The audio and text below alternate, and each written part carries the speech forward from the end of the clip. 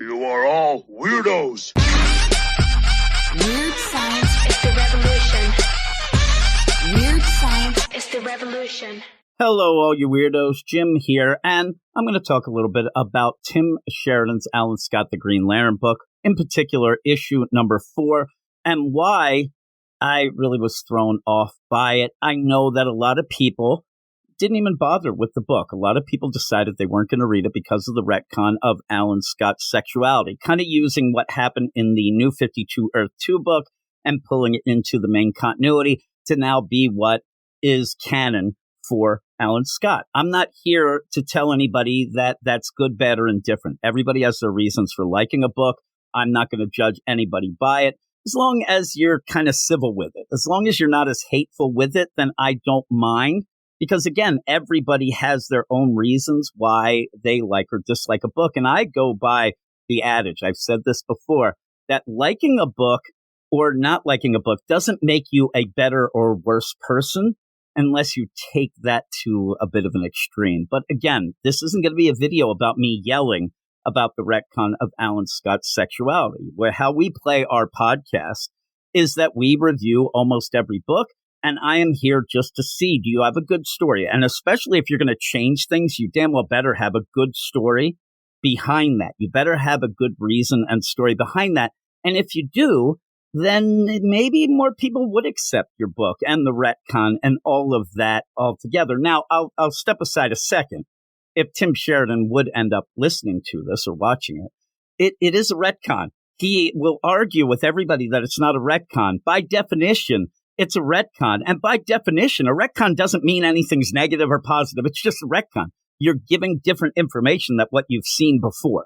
So stop your nonsense. But we'll get into the book. And again, this isn't going to be me yelling, screaming, and throwing things about the sexuality and all that. But it does tie into it, obviously. That's what this book really centers on. And when we go through it, what I wanted out of the book was to see how that works, but also get, a little idea of the Green Lantern. This is a different type of Green Lantern. Alan Scott, the first Green Lantern, his powers are different. The whole play of that. And I think that a lot of people are being left behind on that aspect. And I mean the Green Lantern aspect. This book doesn't have a lot of Green Lantern stuff going on.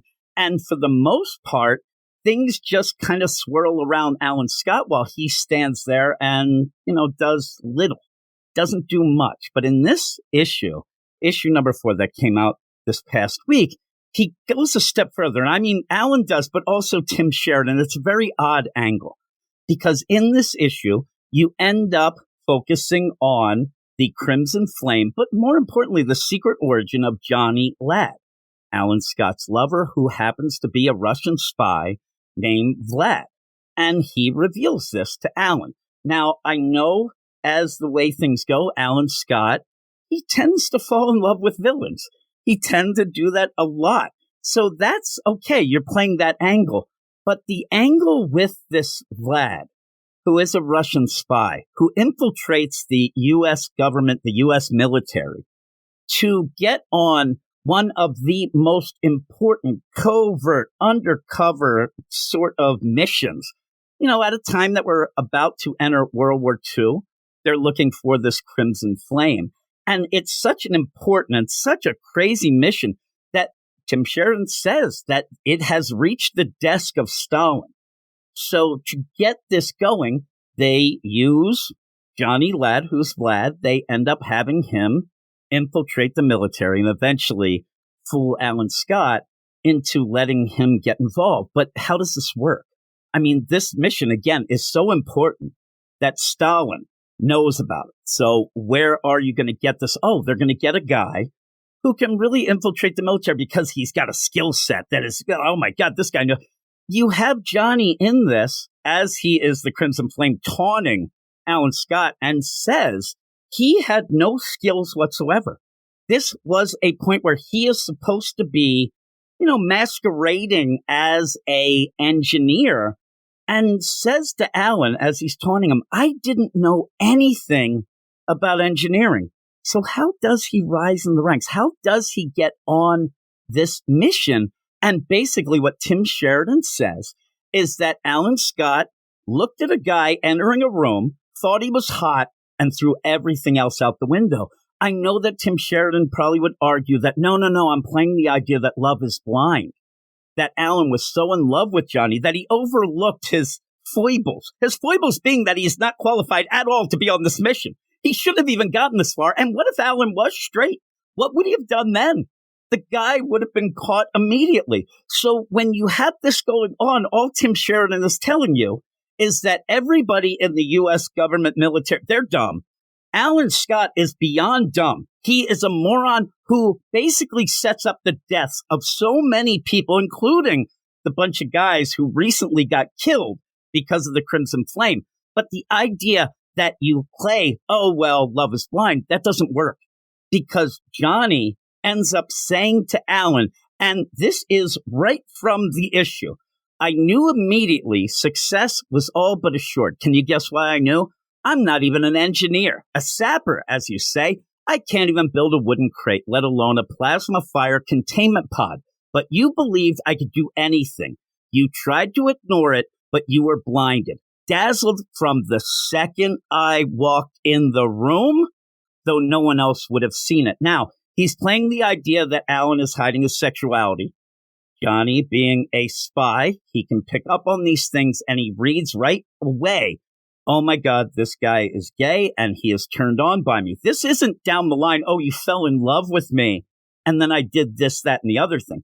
This is him saying, the minute I walked in the room, I knew I could dupe you because you were gay. That is not a great message. That is something that almost goes with a stereotype that you hear a lot of times of, oh, a gay man, he'll end up being all sexed up and, you know, it'll be a national security risk. All that stuff that you hear haters say is actually in this issue with Tim Sheridan proving that's true. I don't get it. It doesn't make Alan Scott look like a hero. It makes him look up a horned up guy who is pretty much throwing everything out the window. National security, honor, everything that goes along with this mission right out the window because the minute a guy walked in the room, he was turned on by him. And that is awful. And I don't know why more people aren't talking about it when they talk about this issue. They sit there and go on the surface level nonsense that, oh, look, love is blind. Alan was duped. Yeah, if you look at the angle of Johnny Ladd /Vlad /Crimson Flame, it is a villainous thing to do. This guy may or may not actually be gay. Later, he has a family. Alan tries to push that through at the end of almost, I still know you love me. Like, all of this still doesn't convince Alan that Johnny Ladd is a bad guy. I don't get the angle because, again, he just lets this go. And the idea that Johnny says nobody knew. Yeah, maybe nobody didn't understand or didn't realize that Alan and Johnny might be gay.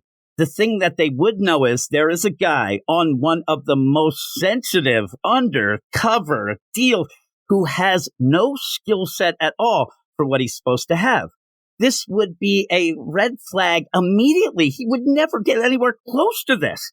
But he ends up being able to manipulate Alan Scott because he knows Alan is gay. That is awful. Awful for a villain, but awful the way this is set up. Because, again, I talk about Tim Sheridan and his comic book writing. He's not a very good comic book writer.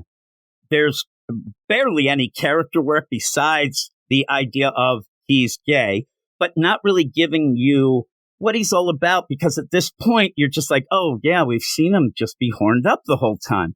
There's not really good character work.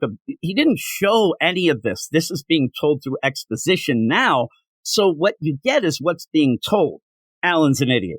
Alan's a moron. This is bad. Even where you have what could have been a neat little side mystery where Johnny says, oh, you still have that ring I gave you. Oh, my God. You know, when I told you that that was a Florida State baseball championship ring, you didn't even look into it. Florida State is a woman's college. It couldn't have been anything that I did.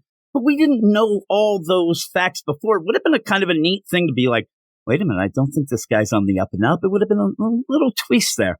But it's just thrown at you here to once again show that Alan Scott was blinded because he was horny. Eventually, yes, he falls in love with Johnny Ladd, but not immediately.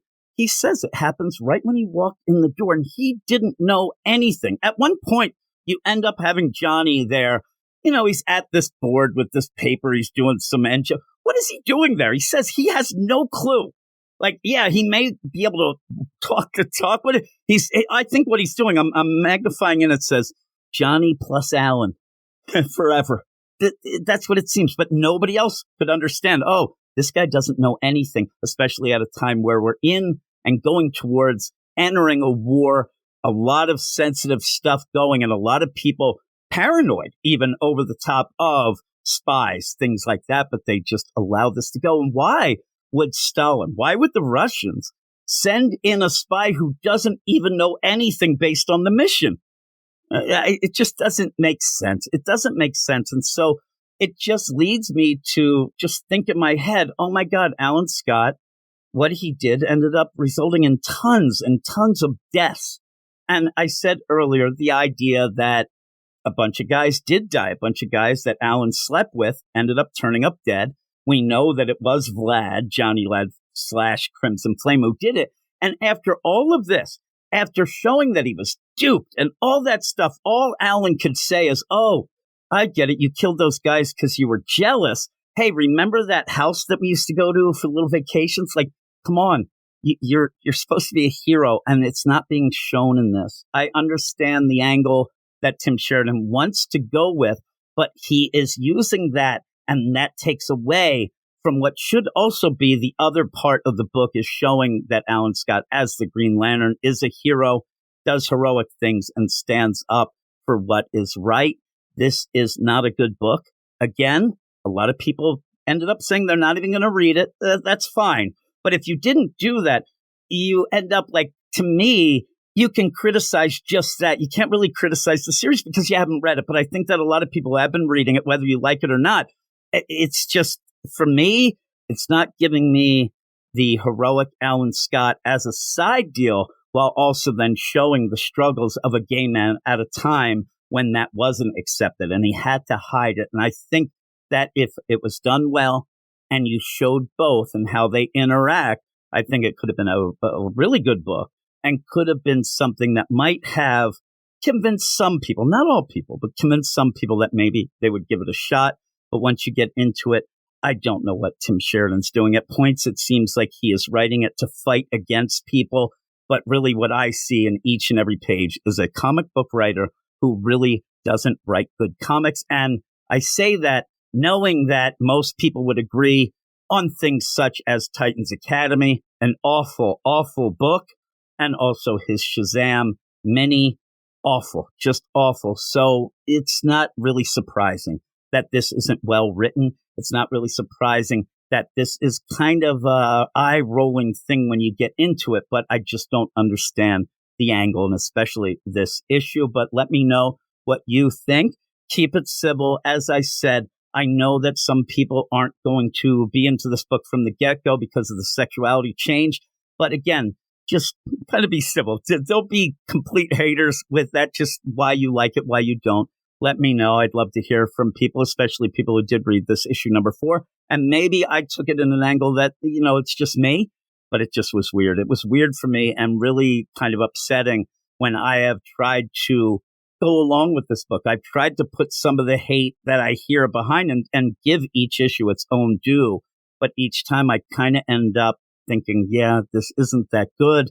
And that's what I really thought after this issue number 4, which we did talk about on our weekly comic book podcast. We went in depth with it. Eric, who I do the show with, he does like this more than I do. But even this issue, he had more, as an Alan Scott fan, had more issues with kind of the retconning of powers, things like that as well, that he thought was a misplaced. So if you want to hear that, you can listen to our weekly comic book podcast. Though this week it was Patreon only because it was on a annual sweep, a 5th week of comics. Each time that comes up, we do it on our Patreon. But if you want to, this could be a commercial now. If you want to go and hear that, you can sign up for a 7-day free trial over at our Patreon, which is patreon.com/Weird Science. It'd be great if you go check that out. But that is it. I'm out of here. Let me know what you think, and I will talk to you all later. You are all weirdos. Weird science is the revolution. Weird science is the revolution.